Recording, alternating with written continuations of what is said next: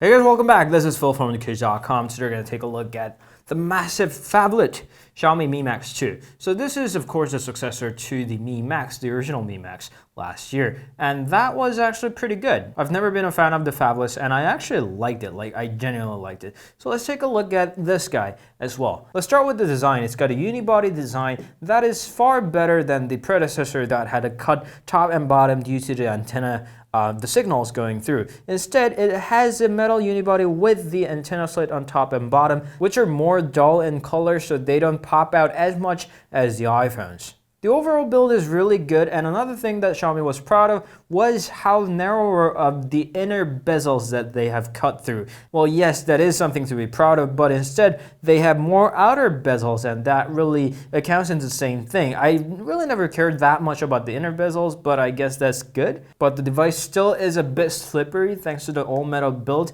and the size also makes it a bit hard to handle with one hand, but that really is pretty much given by the fact that it's a phablet indeed. So while I can let that part go, I'm still a bit disappointed that they have to opt for the hybrid SIM card slot. That means you cannot use the dual SIM and the micro SD card in the same time. For smaller phones, maybe, but in a 6.44 inches of a gigantic phablet, I'm not really sure if that was necessary. Next up is the display, and that is one good panel. At 6.44 inches of a full HD resolution, it's an IPS panel, nothing spectacular, it's an average resolution, and there isn't really much of a new technology. But outside legibility is pretty good, and the color and the brightness, they all were really good. Contrast and colors let you choose between automatic, increased, and standard. When you set it automatic, by default it's a bit pale, it's a bit bluish, but there is of course the color temperature mode, and I found myself perfectly happy with the standard mode given right there. And also it's got a 2.5D glass, which is pretty much the standard in 2017.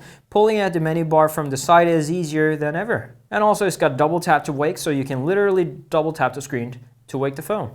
What I wasn't so satisfied with was the audio. Yes, it does have the stereo speaker, and that might make you wonder what could you possibly not like about the stereo speaker. Well, the way it works is that the bottom speaker and the top receiver also work as a speaker, so stereo in that way, which is good, which is better than like bottom firing speakers. But the top speaker has a lot more tweeter. It has too much treble in that, while the bass is absolutely focused onto the bottom.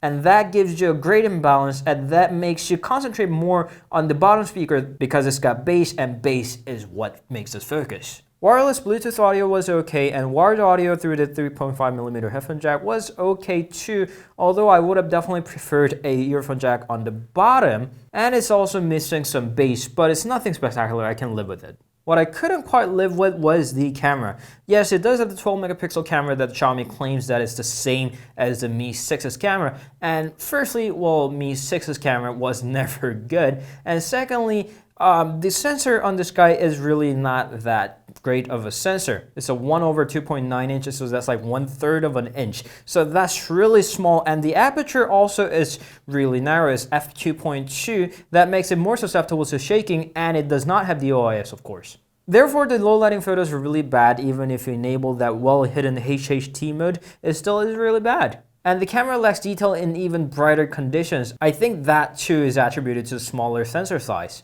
And we haven't even gotten to the worst part, which is the front-facing camera.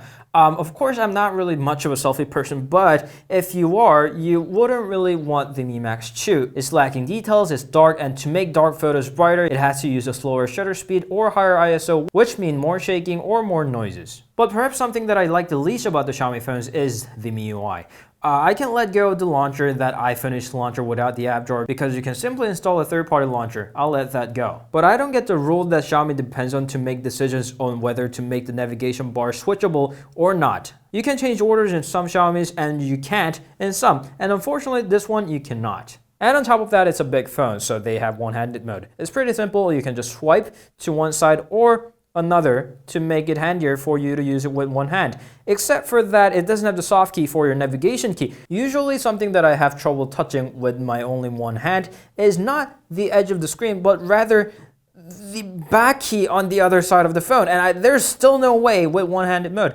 Just one soft key navigation bar there would have solved everything, and they just didn't bother to do that. The notification bar still doesn't display the icons that the apps want to, but rather just pulls out the app launcher's icon and show them instead on the status bar. There still is no way to take off that weather panel taking space on my status bar. And despite being based on Android Nougat, it still does not have split multitasking. Tap and hold down that button doesn't really do anything. There's still no quick app switching, and there of course is no pull down menu bar in settings. The system apps icon in third-party launchers look like they're from ice cream sandwich era, and that scroll capture function still doesn't even work properly on Google Chrome, which is one of the most widely used web browser on Android.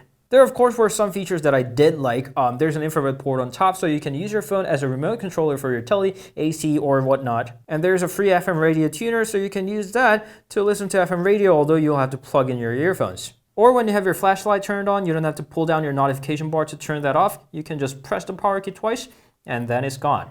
And while I didn't like the overall user experience that much, the system performance is usually good. It's got Snapdragon 625, and after killing all the apps, I have about like a little bit over 2 GB of RAM left out of 4 GB.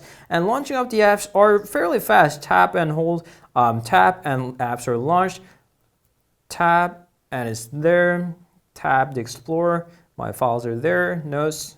My files are there. It has slightly a bit of lag, but still very fast considering the price, which is lower than $300. I can say that Xiaomi did a pretty good job at optimizing, but what you cannot solve with the optimization is the limitation of the processor. The Snapdragon 625 compared to Snapdragon 650 or 652 of the predecessor is clearly lacking its GPU performance. That means you will not be able to play, at least smoothly, of all the demanding 3D games. So that clearly is a loss. And what did you gain for that? The battery. It's got a larger battery and a lower power processor. That means the battery is going insane. And when I say insane, I mean 12 hours to 13 hours of screen on time. And that is particularly insane because I surf web all the time with 4G LTE network, brighter than medium brightness. So in my standards, 7.5 hours to 8 hours, that's already insane enough. And 12 hours to 13 hours, that's like beyond anything. And if you have more of a common usage pattern, like more Wi-Fi, less web surfing, more like lighter tasks like the messengers, then you'll be able to last for 2 days, because I was able to last a day and a half with this guy. So I had to charge this phone around the second day dinner time. That's like insane. No phone ever gave me anything like that.